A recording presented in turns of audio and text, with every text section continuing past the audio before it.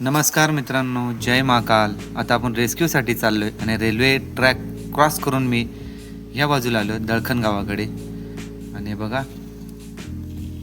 To व्हीलरवाला मला घेण्यासाठी आलेला आहे मित्रांनो. आणि आता आपण निघालो आहे दळखन गावाच्या दिशेने निघालो आहे. त्याच्या आधी एक कातकरी वाडी आहे, त्या वाडीमध्ये चाललो आपण मित्रांनो. हे बघा, एंट्री आपण केलेली तिथं. आणि तिथं मला असं सांगण्यात आलं की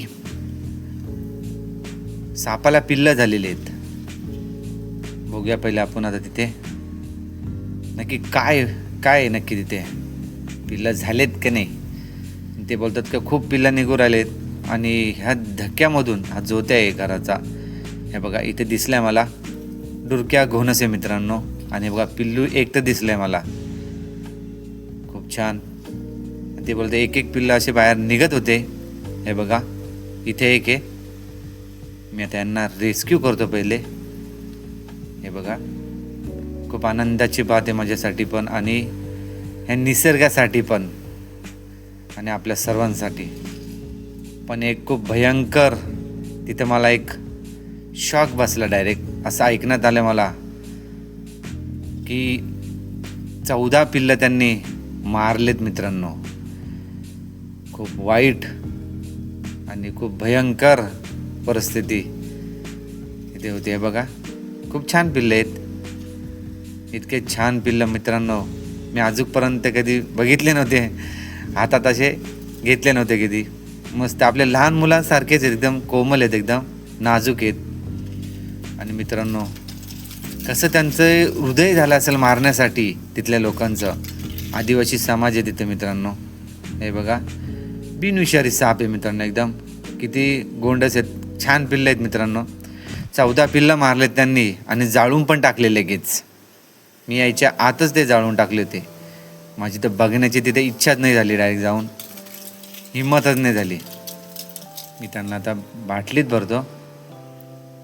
ह्या बाटलीत ते जात नाही मित्रांनो, मला दुसरी बाटली घ्यावा लागेल परत एकदा ट्राय करून. वास घेऊन बघतो, मला असं वाटलं की बाटली पेट्रोलची वगैरे असली तर काय प्रॉब्लेम होईल. तसं काय नव्हतं. मोठी बाटली घेतली मी आता, बॉटल.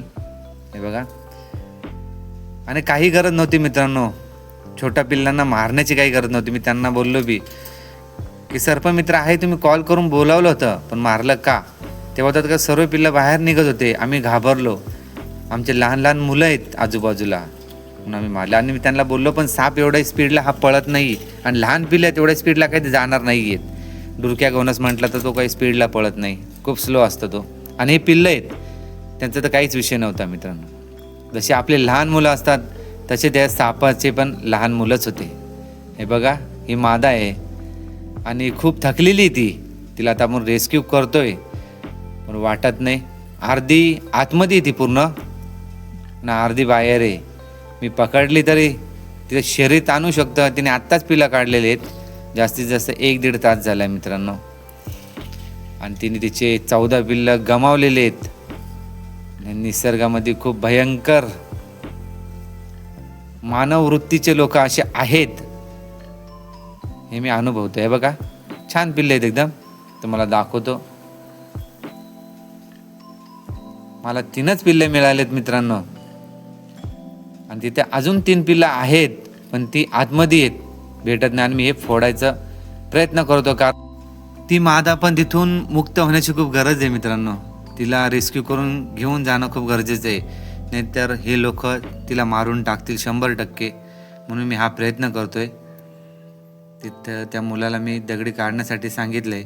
त्यांना बोललो की मी बिनविषारी साप आहे, काही टेन्शन घेऊ नका, मी जबाबदार राहील वाटलंच तर. बघूया पहिले भेटतो का. अक्षरच माझ्या डोळ्याला पाणी आलं होतं मित्रांनो हे ऐकल्यानंतर. ह्या पृथ्वीवरती असे पण लोक आहेत जे आपल्यासारखे लहान मुलं असतात, आपले लहान मुलं असतात, तसे ते मुख्य प्राण्यांचे पण लहान मुलंच असतात.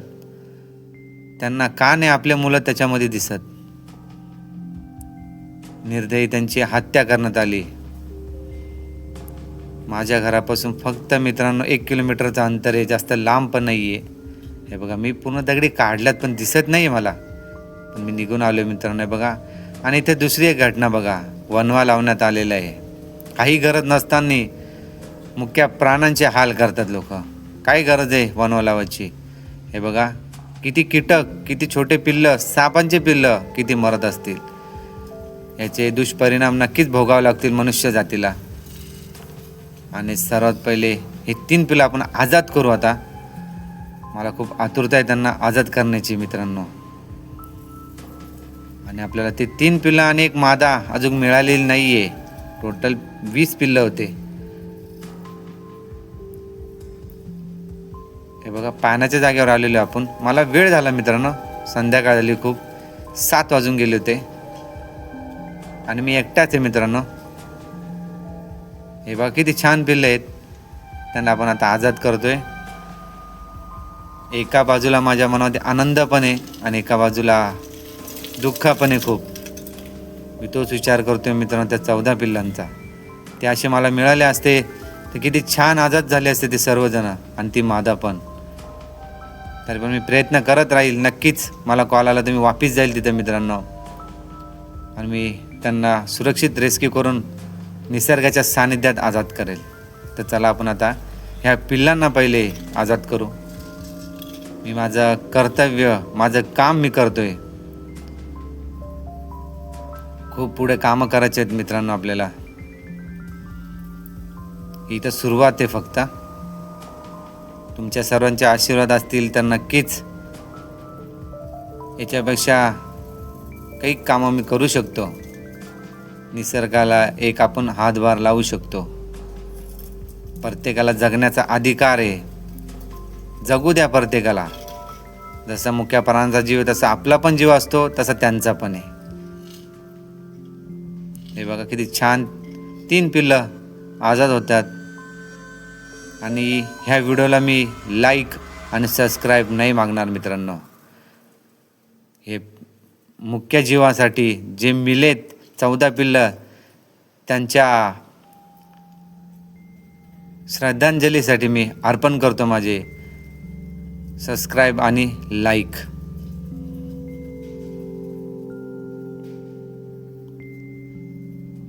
वाईट वाटतं खूप. कुठेतरी मनुष्याने सुधारणं गरजेचं आहे, पण याचे भोग नक्कीच भोगावे लागणार आहे. कोणी सुटणार नाही याच्यापासून. वेळेत सावध व्हा. तुम्ही पण जगा, दुसऱ्याला पण जगू द्या. हे बघा आजाद केलं आपण आता यांना. जय हिंद, जय भारत मित्रांनो. धन्यवाद.